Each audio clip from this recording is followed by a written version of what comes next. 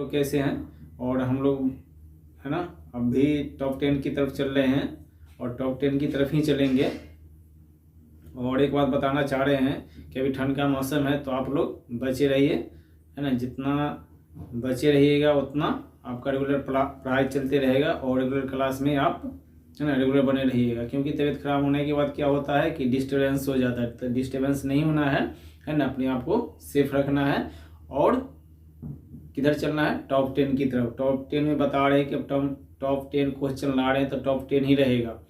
क्योंकि जो क्वेश्चन है मार्केबल है ना। ऐसे नहीं कि जहाँ से मन हुआ वहाँ से क्वेश्चन उठा के और इसमें है ना रेगुलर क्लास में रहिएगा। तो और बता दे रहे हैं कि 2 दिन गैप हुआ है तो हम चाहेंगे कि अभी आप गैप ना हो, क्योंकि कुछ पर्सनल इशू भी हुआ था, इसकी वजह से गैप हो गया था क्लास। लेकिन अब रेगुलर रहेंगे। तो रेगुलर क्लास में अभी जो आने वाली एग्ज़ाम है ना, आप जानते होंगे, फॉर्म फिल किए होंगे और जो नहीं फिल किए होंगे वो नेक्स्ट एग्ज़ाम के लिए तैयारी कीजिए और रेगुलर क्लास में बने रहिए। और हम चलेंगे टॉप 10 क्वेश्चन की तरफ। टॉप 10 में टॉप 10 क्वेश्चन है। बता रहा कि अधिकतम पोषक, देखिए अधिकतम पोषक तत्व रक्त में कहाँ से अवशोषित होता है। जो हम लोगों को जो अधिकतम ज़्यादा से ज़्यादा पोषक तत्व मिलता है वो कहाँ से अवशोषित करता है, कहाँ से होता है ना। तो छोटी आंत देखे होंगे, बड़ी आंत और छोटी आंत। तो छोटी आंत से होता है, वह छोटी आंत है।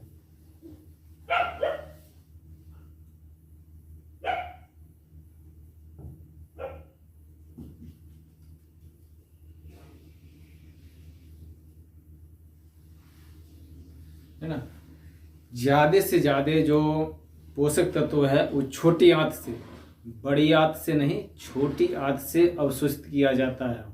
हम लोग को जो शरीर में जो लगता है ना, वो छोटी आंत का जो पोषक तत्व वो ही अवशोषित करता है ना। छोटी आंत से अवशोषित करके वह पोषक तत्व ज्यादा से ज्यादा। देखिए अब समुद्र है, नदी है, समुद्र में बाढ़ आया तो पूरे फैल गया, जिसका कोई मतलब ही नहीं है। लेकिन छोटी नदी है जिससे सिंचाई होता है, उसका बहुत सारे मतलब होती है ना। तो उसी टाइप का हम लोग का शरीर भी उसी टाइप से बना हुआ है और बनाया गया है। नेक्स्ट है कि सर्वप्रथम रक्त पंचीकरण का अध्ययन किसने किया था। जो मेरे नस में रक्त का परिसंचरण होता है ना, फॉलो होता है रक्त का, तो किसने किया था कि भाई उसको तो जानकारी होना चाहिए ना कि कैसे हो रहा है ना। तो वो है, कौन सा है, विलियम हार्वे।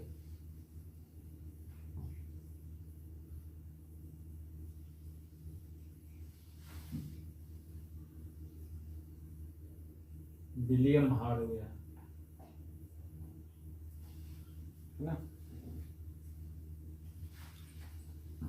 विलियम हार्वे है। फिर हमारी छोड़ी हुई सांस की हवा में CO2 की मात्रा, जो हम सांस छोड़ते हैं उसमें CO2 की मात्रा कितनी है ना। कार्बन डाइऑक्साइड की मात्रा कितनी है और कितनी ऑक्सीजन की मात्रा है। तो देखिए यानी कि लगभग बताया गया कि जो 4% है ना CO2 की मात्रा हम लोग छोड़ते हैं। जो छोड़ी गई सांस है ना, हम लोग जो सांस छोड़ते हैं तो लगभग 4%, और 96 है ना % क्या है, तो ऑक्सीजन है।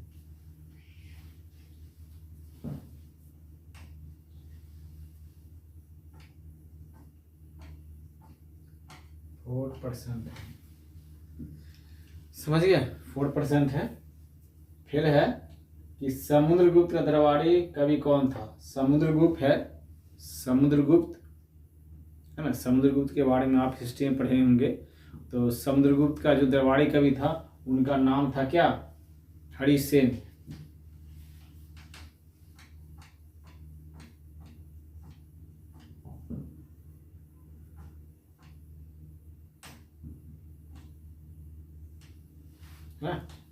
समुद्रगुप्त का जो दरबारी कवि था, पहले तो भाई जितना यानी कि राजा महाराजा होते थे अपना दरबारी कवि रखते थे, है ना। तो मनोरंजन का वही, जैसे उस समय तो ऐसे नहीं था, मनोरंजन के लिए मोबाइल हो गया, कंप्यूटर हो गया, तो वहाँ कवि भी होते थे जो वहाँ का जो लैंग्वेज है, भाषा, उसके बारे में जानकारी देते थे। और इसके अलावा और सारे म्यूजिकल होते थे, फिर तख्ते ताउस ईरान कौन ले गया?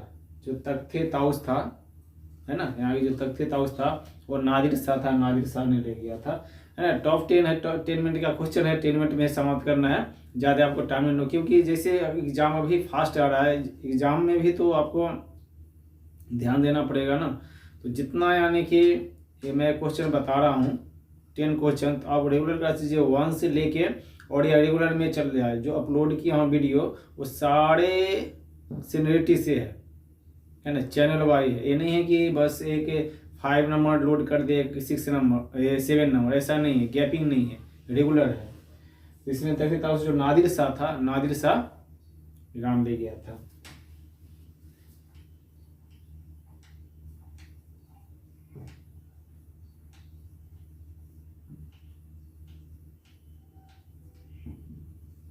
नादिर शाह। अब देखिए एक इम्पोर्टेंट क्वेश्चन, अमार सोनार बांग्ला जो बांग्लादेश का राष्ट्रीय सॉन्ग है, गीत है ना। तो बांग्लादेश का राष्ट्रीय जो गीत है, यहाँ लिखा हूं मैं कि बांग्लादेश का जो राष्ट्रीय गीत है किसने लिखा? भाई बांग्लादेश भी कभी इंडिया का भी पार्ट हुआ करता था, है ना। तो इसमें बांग्लादेश काफ़ी यानी कि बांग्लादेश से रिलेशनशिप हम लोगों में काफ़ी, है ना, नज़दीकी था। लेकिन अभी अभी धीरे धीरे जैसे पाकिस्तान की वजह से धीरे धीरे उसका नज़दीकी हट गया और बहुत सारे रीजन आ रहे हैं, है ना। जैसे आपस में देखिए नहीं रहना चाहते, तुरंत डिस्ट्रीब्यूट हो जाते हैं आपस में। तो उसी प्रकार है कि एक दूसरे देश से हम लोग, है ना, नज़दीकी, है ना, बना रहे थे और बना हुआ था। अभी धीरे धीरे, है ना, कुछ कारणों से भी देखिए काफ़ी सभी जगह एक दूसरे से लड़ाई झगड़ा आपस में होते रहता है। तो उसके वजह से लोग का जो है ना यह डिस्टेंस होते चला जाता है ना। लेकिन उस समय जो रविंद्रनाथ टैगोर जी थे उन्हें राष्ट्रीय गीत बांग्लादेश का लिखे थे।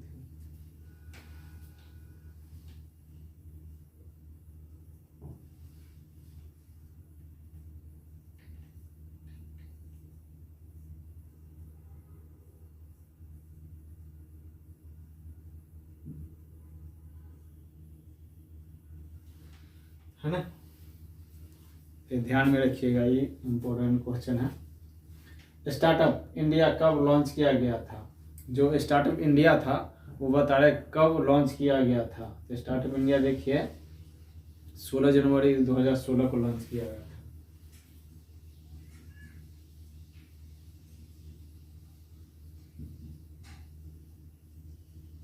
है ना,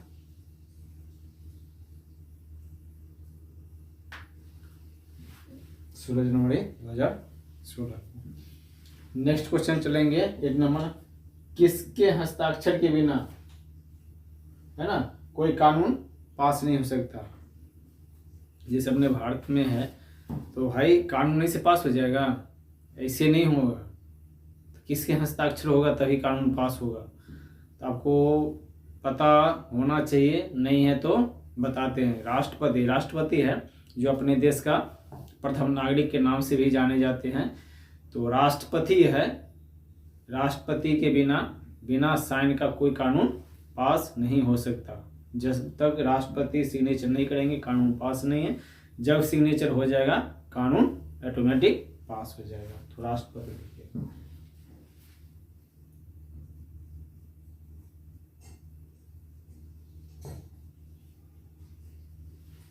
है ना, भारत का कोहिनूर कौन है? तो भारत का कोहिनूर बता रहे हैं कि आंध्र प्रदेश है ना। आंध्र प्रदेश को भारत का कोहिनूर के नाम से जाना गया है। आप देखिए डिटेल में किसलिए भारत का कोहिनूर आंध्र प्रदेश को बोला गया है, देखिएगा पता चल जाएगा।